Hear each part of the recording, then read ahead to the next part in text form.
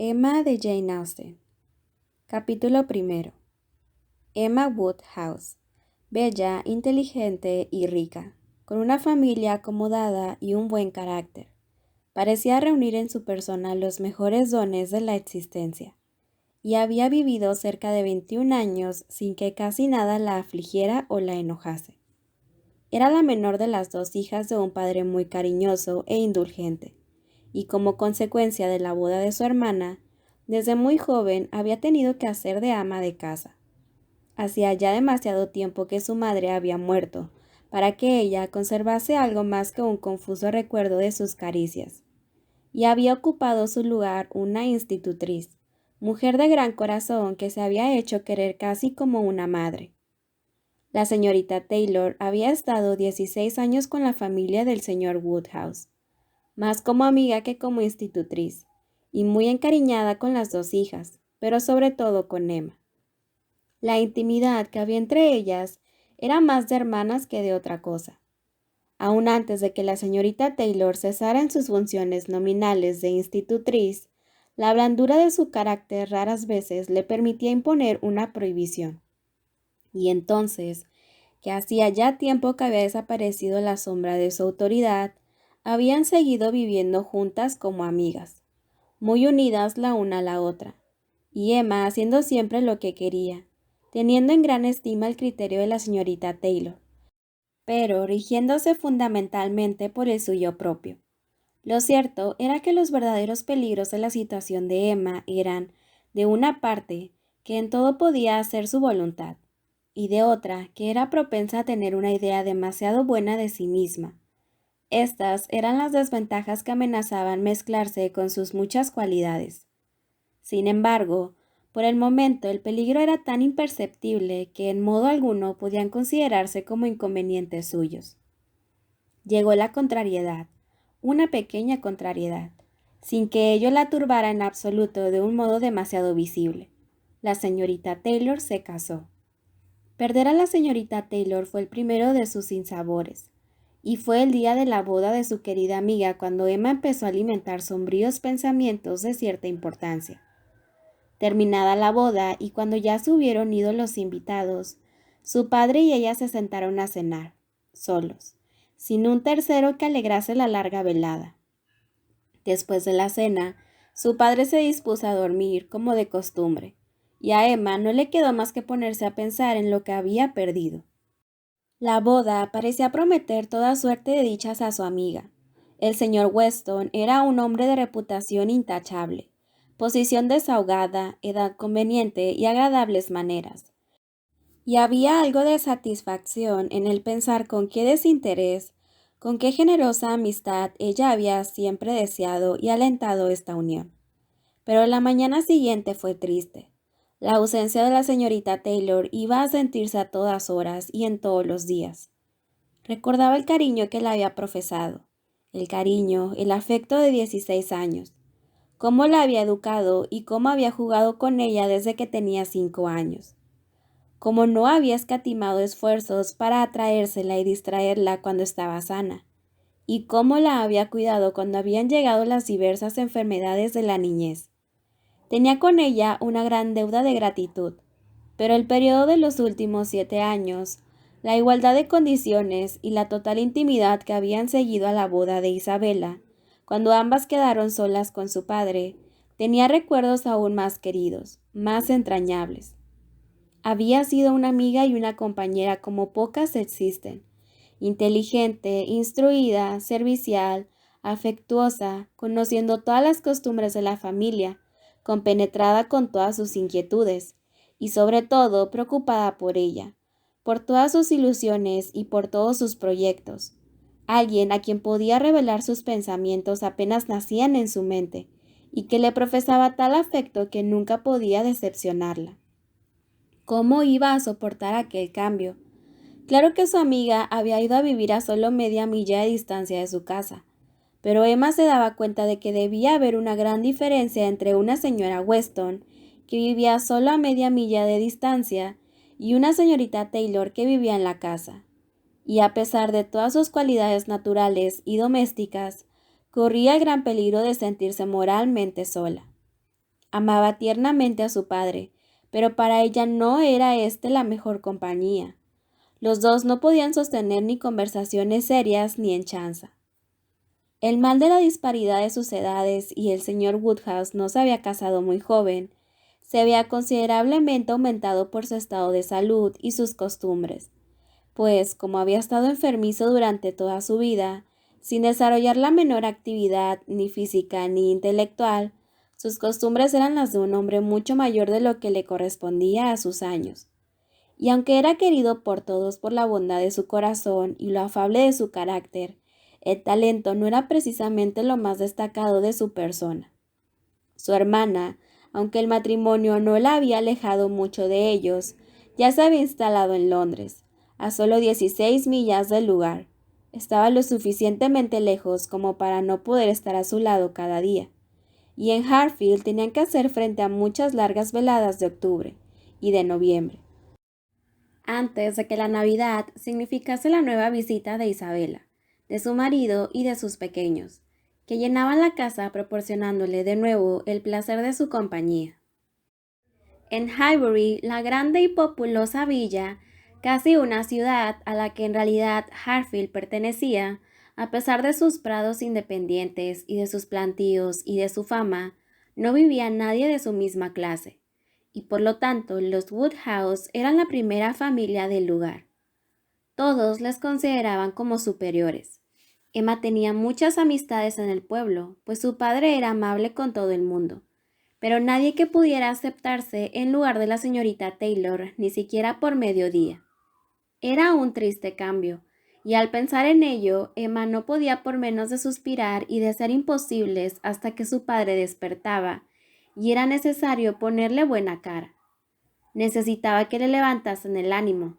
Era un hombre nervioso, propenso al abatimiento. Quería a cualquiera a quien estuviera acostumbrado y detestaba separarse de él. Odiaba los cambios de cualquier especie. El matrimonio, como origen de cambios, siempre le era desagradable, y aún no había asimilado ni mucho menos el matrimonio de su hija, y siempre hablaba de ella de un modo compasivo, a pesar de que había sido por completo un matrimonio por amor. Cuando se vio obligado a separarse también de la señorita Taylor y sus costumbres de plácido egoísmo, y su total incapacidad para suponer que otros podían pensar de modo distinto a él, le predispusieron no poco a imaginar que la señorita Taylor había cometido un error tan grave para ellos como para ella misma, y que hubiera sido mucho más feliz de haberse quedado todo el resto de su vida en Hartfield. Emma sonreía y se esforzaba porque su charla fuera lo más animada posible, para apartarle de estos pensamientos. Pero a la hora del té, al señor Woodhouse le era imposible no repetir exactamente lo que ya había dicho al mediodía. Pobre señorita Taylor, me gustaría que pudiera volver con nosotros. Qué lástima que al señor Weston se le ocurriera pensar en ella. En esto no puedo estar de acuerdo contigo, papá, ya sabes que no. El señor Weston es un hombre excelente, de muy buen carácter y muy agradable, y por lo tanto merece una buena esposa. Y supongo que no hubieras preferido que la señorita Taylor viviera con nosotros para siempre y soportara todas mis manías, cuando podía tener una casa propia. Una casa propia. ¿Pero qué sale ganando con tener una casa propia? Esta es 3 veces mayor, y tú nunca has tenido manías, querida. Iremos a verles a menudo, y ellos vendrán a vernos. Siempre estaremos juntos. Somos nosotros los que tenemos que empezar. Tenemos que hacerles la primera visita y muy pronto. Querida, ¿cómo voy a ir tan lejos? Randalls está demasiado lejos. No podría andar ni la mitad del camino. No, papá, nadie dice que tengas que ir andando. Desde luego que tenemos que ir en coche. ¿En coche? Pero a James no le gusta sacar los caballos por un viaje tan corto. ¿Y dónde vamos a dejar a los pobres caballos mientras estamos de visita? Papá, pues en las cuadras del señor Weston. Ya sabes que estaba todo previsto. Ayer por la noche hablamos de todo esto con el señor Weston. Y en cuanto a James, puedes estar completamente seguro de que siempre querrá ir a Randalls, porque su hija está sirviendo allí como doncella. Lo único de que dudo es de que quiera llevarnos a algún otro sitio. Fue obra tuya, papá. Fuiste tú quien consiguió a Hannah el empleo. Nadie pensaba en Hannah hasta que tú la mencionaste. James te está muy agradecido. Estoy muy contento de haber pensado en ella. Fue una gran suerte, porque por nada del mundo hubiese querido que el pobre James se creyera desairado, y estoy seguro de que será una magnífica sirvienta. Es una muchacha bien educada y que sabe hablar. Tengo muy buena opinión de ella. Cuando la encuentro siempre me hace una reverencia y me pregunto cómo estoy con maneras muy corteses. Y cuando la tienes aquí haciendo costura, me fijo en que siempre sabe hacer girar muy bien la llave en la cerradura, y nunca la cierra de un portazo. Estoy seguro de que será una excelente criada, y será un gran consuelo para la pobre señorita Taylor tener a su lado a alguien a quien está acostumbrada a ver. Siempre que James va a ver a su hija, ya puede suponer que tendrá noticias nuestras. Él puede decirle cómo vamos. Emma no regateó esfuerzos para conseguir que su padre se mantuviera en ese estado de ánimo, y confiaba, con la ayuda del chaquete, lograr que pasara tolerablemente bien la velada, sin que le asaltaran más pesares que los suyos propios. Se puso a la tabla del chaquete, pero inmediatamente entró una visita que lo hizo innecesario. El señor Knightley, hombre de muy buen criterio, de unos 37 o 38 años. No solo era un viejo e íntimo amigo de la familia, sino que también se hallaba particularmente relacionado con ella por ser hermano mayor del marido de Isabela. Vivía aproximadamente a 1 milla de distancia de Highbury. Les visitaba con frecuencia y era siempre bien recibido, y esta vez mejor recibido que de costumbre, ya que traía nuevos recientes de sus mutuos parientes de Londres. Después de varios días de ausencia, había vuelto poco después de la hora de cenar, y había ido a Hartfield para decirles que todo marchaba bien en la plaza de Brunswick. Esta fue una feliz circunstancia que animó al señor Woodhouse por cierto tiempo.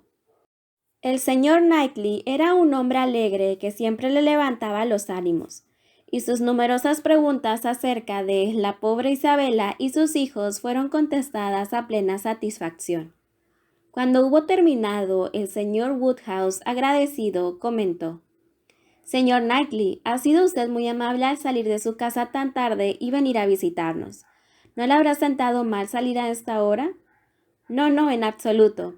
Hace una noche espléndida y con una hermosa luna, y tan templada que incluso tengo que apartarme del fuego de la chimenea.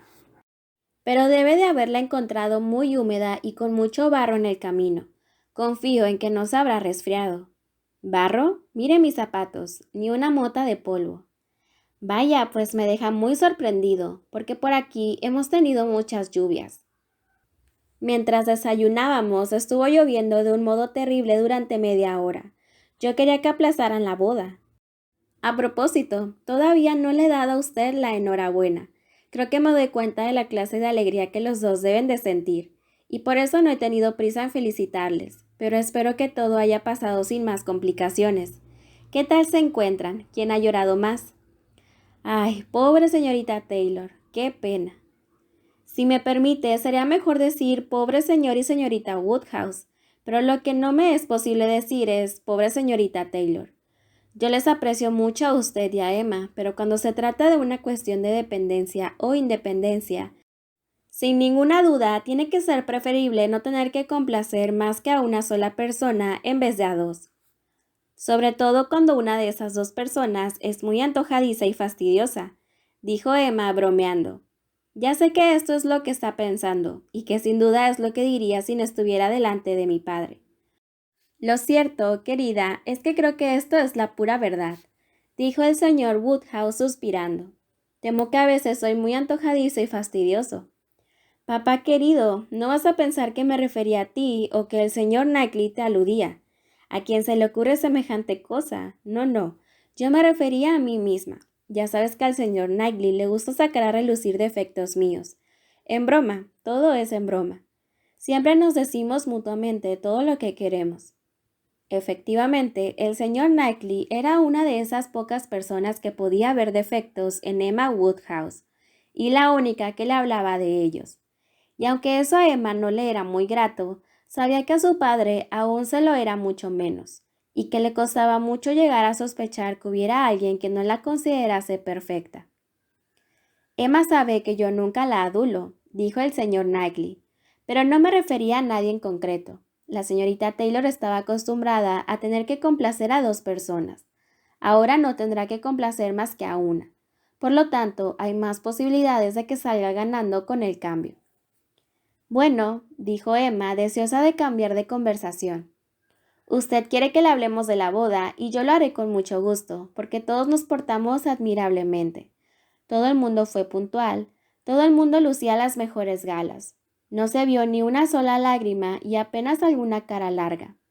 Todos sabíamos que íbamos a vivir solo a media milla de distancia y estábamos seguros de vernos todos los días. Mi querida Emma lo sobrelleva todo muy bien, dijo su padre. Pero señor Knightley, la verdad es que ha sentido mucho perder a la pobrecita señorita Taylor, y estoy seguro de que la echará de menos más de lo que se cree. Emma volvió la cabeza dividida entre lágrimas y sonrisas. Es imposible que Emma no eche de menos a una compañera así, dijo el señor Knightley. No la apreciaríamos como la apreciamos si supiésemos una cosa semejante, pero ella sabe lo beneficiosa que es esta boda para la señorita Taylor. Sabe lo importante que tiene que ser para la señorita Taylor, a su edad, verse en una casa propia y tener asegurada una vida desahogada, y por lo tanto no puede por menos de sentir tanta alegría como pena. Todos los amigos de la señorita Taylor deben alegrarse de que se haya casado tan bien. Y olvida usted, dijo Emma, otro motivo de alegría para mí, y no pequeño, que fui yo quien hizo la boda, ¿sabe usted? Hace 4 años, y ver que ahora se realiza y que se demuestre que acerté, cuando eran tantos los que decían que el señor Weston no volvería a casarse. A mí me compensa de todo lo demás. El señor Knightley inclinó la cabeza ante ella. Su padre se apresuró a replicar. Oh, querida, espero que no vayas a hacer más bodas ni más predicciones, porque todo lo que tú dices siempre termina ocurriendo. Por favor, no hagas ninguna boda más. Papá, te prometo que para mí no voy a hacer ninguna, pero me parece que debo hacerlo por los demás. Es la cosa más divertida del mundo. Imagínate, después de este éxito, todo el mundo decía que el señor Weston no se volvería a casar.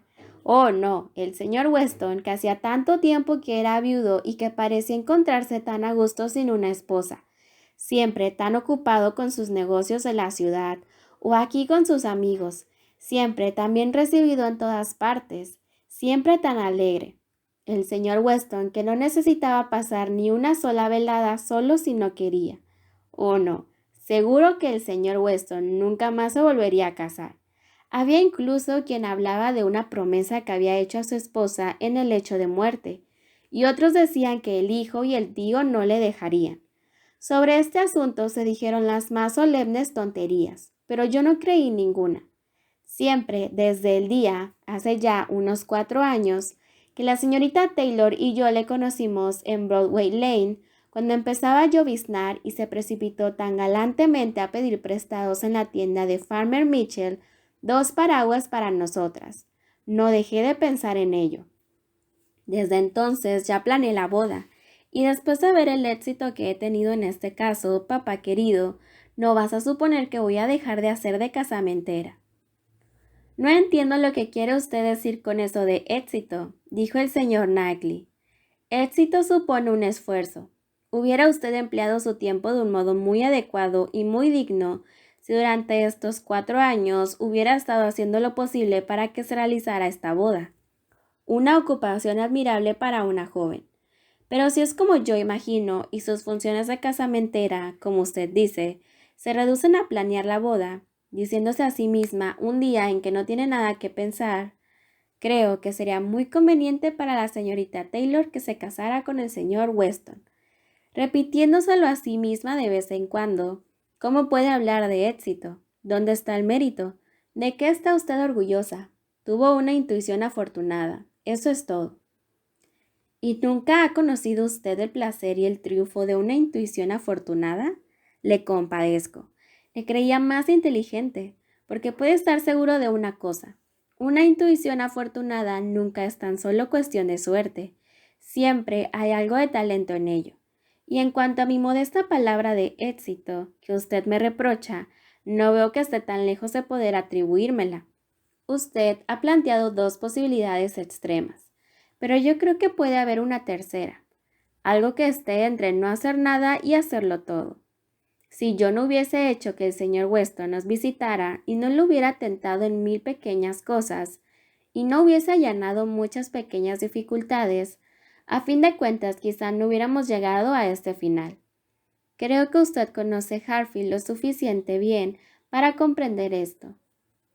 Un hombre franco y sincero como Weston y una mujer sensata y sin melindres como la señorita Taylor pueden muy bien dejar que sus asuntos se arreglen por sí mismos. Mezclándose, se exponía usted a hacerse más daño a sí misma que bien a ellos. Emma nunca piensa en sí misma si puede hacer algún bien a los demás, intervino el señor Woodhouse, que solo en parte comprendía lo que estaban hablando. Pero por favor, querida, te ruego que no hagas más bodas. Son disparates que rompen de un modo terrible la unidad de la familia. Solo una más, papá, solo para el señor Elton. Pobre señor Elton. Tú aprecias al señor Elton, papá. Tengo que buscarle esposa. No hay nadie en Highbury que le merezca. Y ya lleva aquí todo un año. Y no ha arreglado su casa de un modo tan confortable que sería una lástima que siguiera soltero por más tiempo. Y hoy me ha parecido que cuando les juntaba las manos, ponía cara de que le hubiese gustado mucho que alguien hiciera lo mismo con él. Yo aprecio mucho al señor Elton, y ese es el único medio que tengo de hacerle un favor. Desde luego, el señor Elton es un joven muy agraciado y un hombre excelente, y yo le tengo en gran aprecio. Pero querida, si quieres tener una deferencia para con él, es mejor que le pidas que venga a cenar con nosotros cualquier día. Eso será mucho mejor, y confío que el señor Knightley será tan amable como para acompañarnos. Con muchísimo gusto, siempre que usted lo desee, dijo riendo el señor Knightley, y estoy totalmente de acuerdo con usted en que eso será mucho mejor. Invítela a cenar, y muéstrale todo su afecto con el pescado y el pollo, pero deje que sea él mismo quien se elija esposa, Emma. Créame, un hombre de 26 o 27 años ya sabe cuidar de sí mismo.